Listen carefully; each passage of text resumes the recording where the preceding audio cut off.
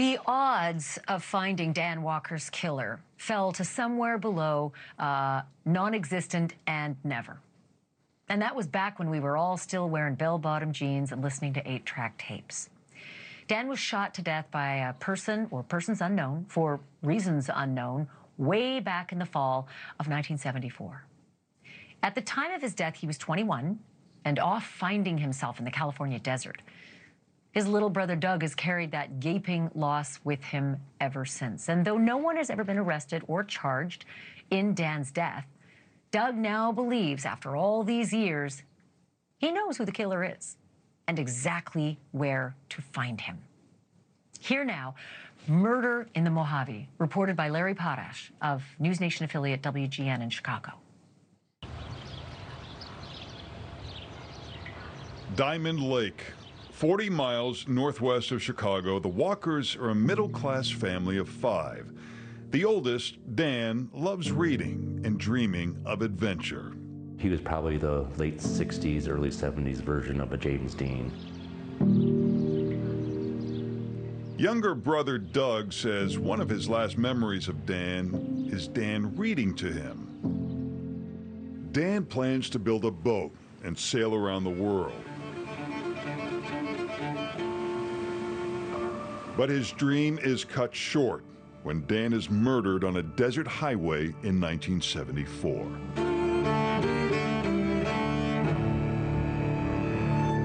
Most of the people in my life didn't know this happened in our life. We just didn't talk about it.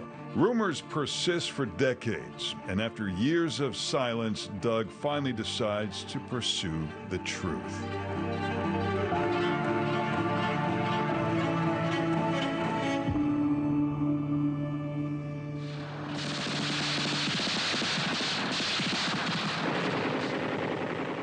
The Vietnam War was very prevalent during that time. It was a turbulent period in American life.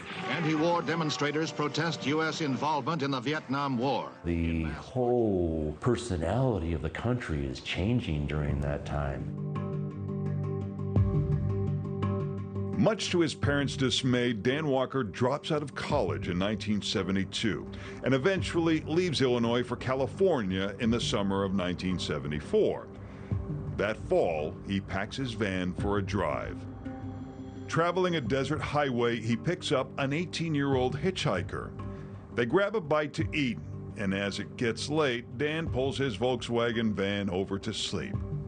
October 1st, 1974. The hitchhiker is awakened by a shotgun blast, and the hitchhiker is frozen in the back seat, breaking out in a cold sweat, but he does his best to peek over the bench seat of the vehicle to try to figure out what's going on and who these people are, and he does get a rough description of the people who killed Dan. Out on the highway at 6:30 in the morning on an October morning, covered in blood, trying to flag down somebody to help, and nobody would stop to help. These are the crime scene photos of the van. There isn't much to go on. Nothing. There was no fingerprints. They did pick up some shotgun shells that were part of the evidence. Otherwise, there was no forensic evidence whatsoever. In 2010, Doug and his wife Loretta traveled the route to get a feel for Dan's experience. In 2023, on the 49th anniversary of Dan's murder, Doug publishes his book, Daniel, My Brother. Then he gets a surprising phone call from the San Bernardino County Sheriff's Office. Did you have a relative that was murdered in the Mojave Desert in 1974? And I go, yes. What was his name? I go, Daniel Ashton Walker Jr. And they go, well, we think we know who killed your brother. The killer? According to investigators, a serial killer who claims connections to a satanic cult and a motorcycle gang. He claims to have killed 49 people. Thomas Eugene Creech is on death row in Idaho. Thomas Creech was kind of a drifter in the 73-74 time frame. By his own admission, he says he worked for motorcycle gangs as an enforcer, and 73 and early into 74, it appears he went on a murdering spree. Police confirm 9 murders. in Oregon, California, Wyoming, and Colorado. He also kills a man in prison. What motivation would there be for him to confess to all these murders if he was still going to end up on death row? He was kind of grandiose at the time, and he was very much trying to promote. He and his lawyer at the time were trying to make a little bit of money off of this, I think. And so he started admitting to murders that he didn't commit. So if you go back into his history, it appears he admitted to up to 49 murders, but most of those bodies they never found. The sheriff's office tells Doug that Creech gave a statement detailing Dan's murder back in 1975, but that statement was misfiled. What is it like to read that confession? It's intense, very intense. I kind of visualized over the years many times what my brother's murder looked like, but not from the murderer standpoint. Chills are literally run up and down your back, and you see the description of him talking to my brother before he actually murders my brother. So those things are pretty intense. In 2024, 2 execution dates come and go. In February, they reportedly cannot find a vein to inject lethal drugs. In November, a judge halts the second execution to investigate possible conflict of interest between the prosecutor and a judge. And why are you suspicious of that? Thomas Creech is a beloved man in his prison community. The guards were all advocating for him. In fact, Creech is married to a guard's mother. He has now retracted his confession. You think the motivation for him to deny his previous confession is what? He is saying, I did not kill Daniel Walker. I want to go to trial to have you prove that I killed Daniel Walker, and in that process, he can't be put on death row. So now what? With a serial killer's confession thrown into question, Doug Walker is forced to seek out the only other person who could possibly have firsthand knowledge of his brother Dan's murder. The hitchhiker. The hitchhiker in the back of the van. And amazingly, he found that hitchhiker. And what he learned would turn this case on its head one more time. Part 2 of Murder in the Mojave when we come back. Cases don't get any colder than the murder of Dan Walker from a half-century ago. Dan was a young man from the outskirts of Chicago, out finding himself in the Mojave Desert. But what Dan found was trouble. A ruthless killer, a shotgun, and a painful, wrenching death on October 1st, 1974. And despite the fact that a known killer confessed just a few months later, no one has actually been charged in Dan Walker's murder. Doug Walker, Dan's little brother, has spent years in search of answers, which led him to finding the only other person who was there that night.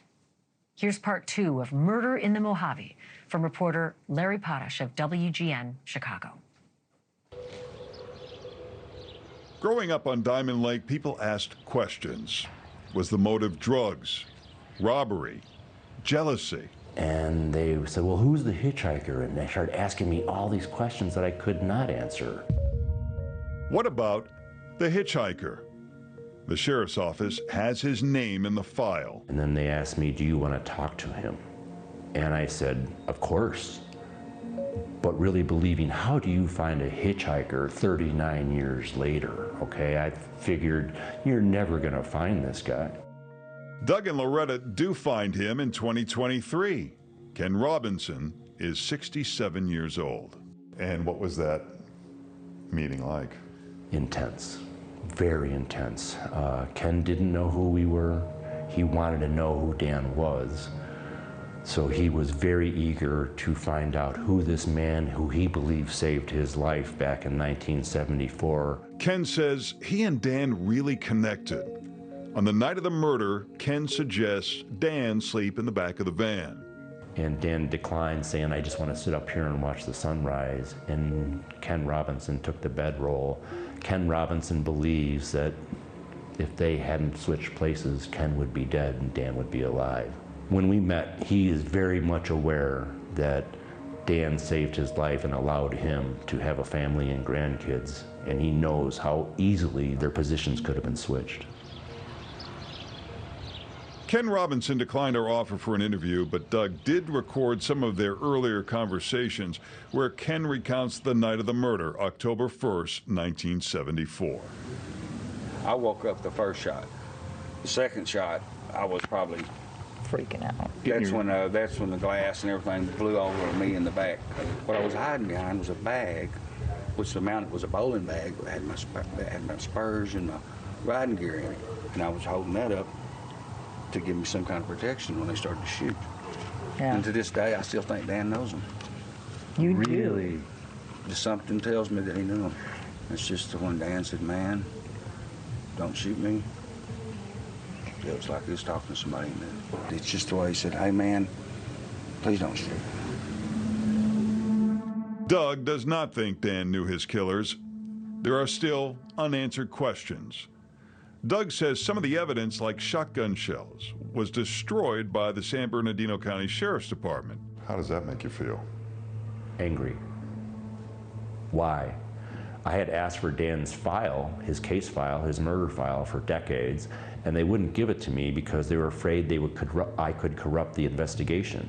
How does destroying evidence not corrupt the investigation? But Doug is convinced it's Creech.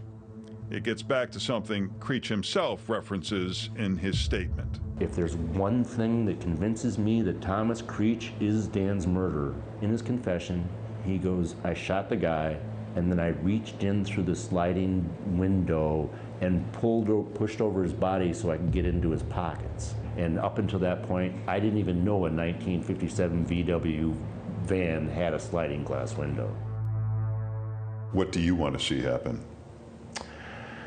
It is in our best interest that Thomas Creech stays alive so I can ask him as many questions I can ask him that he's willing to answer.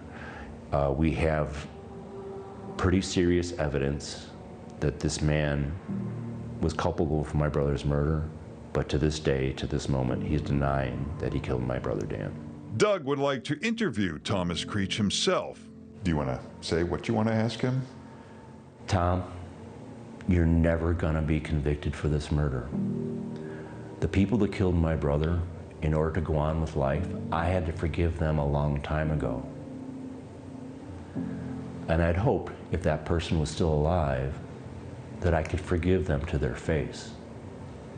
If you're not that person, we can stop talking right now.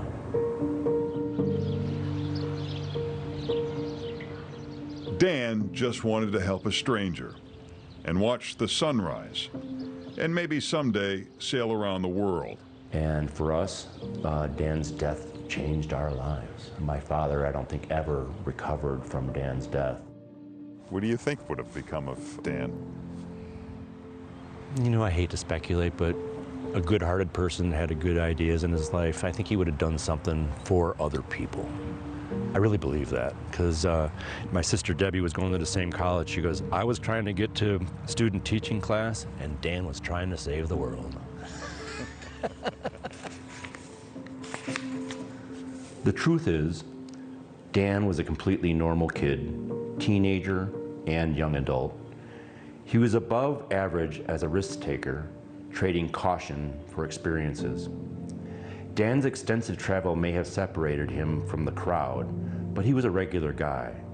The only thing about Dan's life that was truly abnormal was how it ended. And our thanks to Larry Potash for that reporting. After a break, Doug Walker is with me live with what might just be a race against time.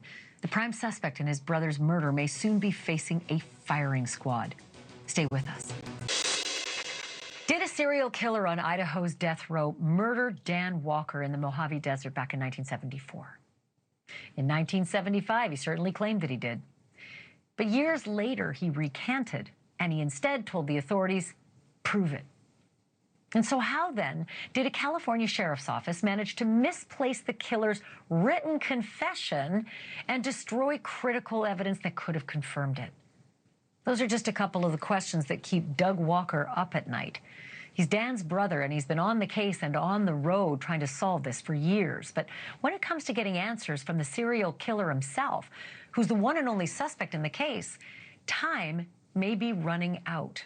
Doug Walker joins me now live. Doug, thanks so much for, first of all, for being on the show. Second of all, for telling this story, and third of all, for being committed to your brother, to your brother's memory and his cause, finding justice for him. It takes a lot to do this 51 years after the fact. I'm curious about Thomas Creech, this serial killer who's due to be executed. What's the status? Do you know about his execution, the timing of it? I do not know what his status is right now. I believe it's on hold. I think he's still filing briefs to avoid the death penalty in 2025. If it happens in 2025, it'll happen pretty soon, I think. He thinks that they're still going to try to put him to death. I have my suspicions that it may never come down, but we'll see what happens.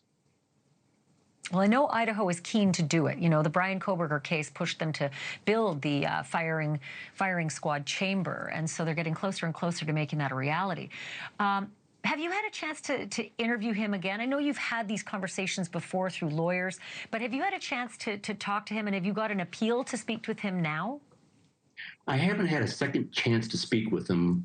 We were going to go visit him in prison, but then he was put in the death house, and you can't actually visit a person in the death house.